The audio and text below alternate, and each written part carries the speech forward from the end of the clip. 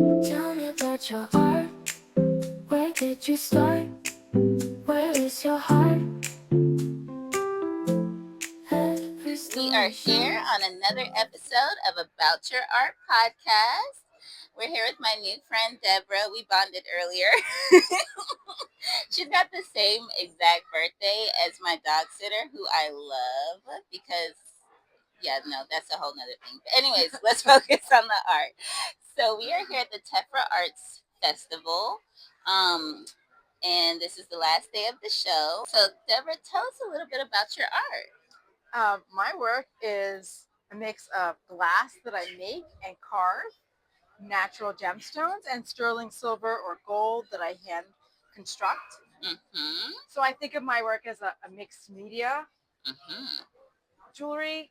So, I make the glass, I cut the stones, I You cut your own stone? not all of them, not the calibrated stones, but a lot Uh-huh. of the raw stones and Like some. this one, did you cut these two? Well, this is Like the the the bigger carnelian. ones? I do, yeah. Oh Those I do yes, myself.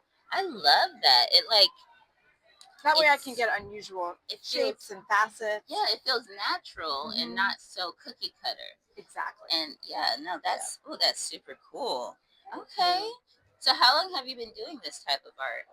I have been doing shows since 1997, but my work has evolved Mm-hmm. over the course of many, many years, and I've had many different bodies of work. Mm-hmm. So this body of work I've been doing since I want to say 2016-ish, somewhere around there, That's cool.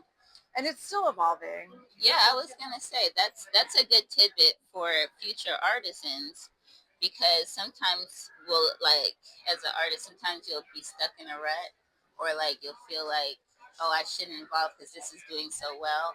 So that's good that you I'm sure you were doing well with your other mediums and Yeah, then it wasn't just about evolved. sales as much Mm-hmm. as I like my brain to keep moving. Mm, And I think of my work as artwork, it and is. so I made a conscious choice that I didn't want to make production work. I didn't want to make the same thing over and over and over again. Like I call that making widgets because then I could just get a job doing something else. It becomes soulless after a while if you do the same thing over and over again. So, this way one of a kind work keeps my brain active. Mm-hmm. I create these problems for myself to solve, and Mm-hmm. the work evolves. And so I feel like at some point, everything runs its course, and then I've evolved to new things. So Yeah. I don't think this is the end of my evolution. It ain't This, over till the fat lady sings, okay? I can't sing, so Stop. You're not. Girl, bye. You are snatched, okay? I was looking at that waist. I was like, okay, body T. I'm from Atlanta, so if you hear me saying a lot of little colloquialisms, it's just my Atlanta roots. So, cool. So what are these? What well, I these was looking had at necklaces on them. These are the Oh, backdrops, but it was so windy that I took the oh, necklaces down. yes, got you, Yeah, got you. yeah, And yeah. that's another thing that I kind of want to shine a spotlight on because for future artisans that want to do art shows, that's something that you have to think about is your display and will it be wind resistant I've or had those up yeah. through lots of different weathers, This but was this yeah, wind is no this joke. is unnormal. Yeah, this is Okay, really very. It was very heavy, heavy wind, and exactly. so it was like making me kind of crazy. Yes, So I took it that's down. like the earrings. You saw we had to lay Yeah, our earrings no, down. it's Sometimes the you got wind to know was when to cut. Reston. This show is known for high wind, and so It is known for high wind. it is. Okay, I'm kind of Some new spots to are windier than others. I think we're in a the windier windy spot. zone. Yeah, Cause is it because like the wind comes through the building and I it's like think a so. tunnel? Hmm. That's so crazy. Hmm. But that's something for future artists to think about. Sometimes you will have high wind shows and you're gonna have to find out how to deal and go with the flow with that. So that's Yeah. good. Cool. So you said so you take the so I'm gonna zoom in on this. So my glass technique is unusual. It's called cold working, Okay. which means that I don't use any heat at all with the glass. Wow. I make the glass by layering and stacking different types of colored glass, iridescent glass, sometimes dichroic glass, and the top layer is always clear, very highly refractive optical glass, and that's what gives the iridescence and the depth to all of my pieces because it acts like a magnifying glass and a prism. Like I love the bubbles in this, like, and Thank that's you. from layering That is, the strategically. bubbles are actually engraved or carved into the glass. Okay, and you bevel the I sides. do. Yes, I do. That is the only part of the glass that I usually repolish because glass, just like any other material, you start off with a rough piece and then you smooth it and smooth it and smooth it. And I like to give everything like one little bit of polish, either the stones, the glass, the metal. Even if I make it completely matted or I texture it, I feel like personally I think that it helps to make the piece look finished and Yeah. refined. So no matter how rough the piece is, I always have like one little edge that's polished. I feel like it helps to like add intention to it. Yeah. And it takes a lot of work too and time to polish it extra and stuff. And I think that our potential customers appreciate that. So that's good that you've been doing it for a while. So this ain't your first rodeo. No. I love your intention of like the stones that you pick and the way you put them together. Like it's so Gemini. It's like two sides. Like you have,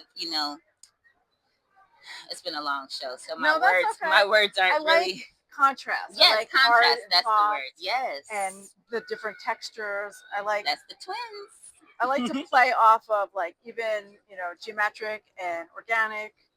So I feel like my work is a lot about nature, but also about man-made parts of it are man-made, parts of it are natural, and so I play a lot with like geometry. Like the man-made part of things is very geometric and refined, and the parts that are organic are I keep them rough. Cool. Cool. So, what kind of advice would you give a young jeweler that is a woman? First, most important piece of advice to any artist doing anything is to not stop. Ah.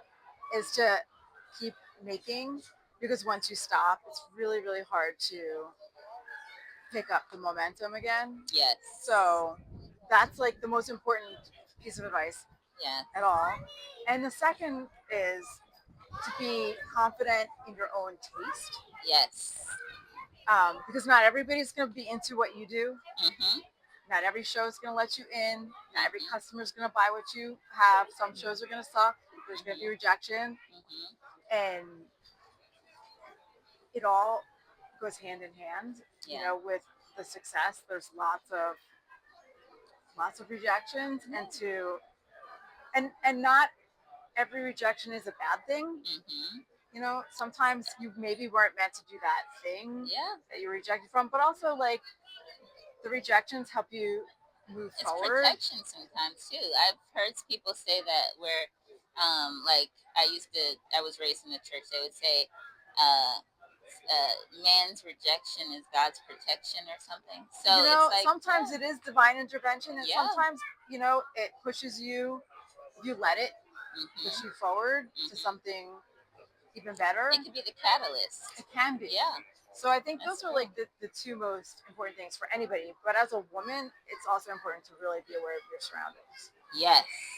Yeah. So we're towards the end of the show now, and like I said, my words aren't working that well, but I feel like yours were working good enough for both of us. So I'm going to let you make the last few sales, and just and I'm just so appreciative of you sharing your work with us and also doing this interview with me. Like we totally clicked earlier, so I'm like, I just want to hear her talk about her art on my podcast. So that is cool. Awesome. Well, is there anywhere where you'd like people to find you? My website, DebraAdelsonJewelry.com. You'll see it right here. That's how Instagram, Deb Adelson Jewelry. Okay. So I have my website and Instagram. I'm on Facebook. Not so active on Facebook as I am on Instagram, but yeah. Cool beans. Thank you, Thank Debra. you so much. Yay. See ya.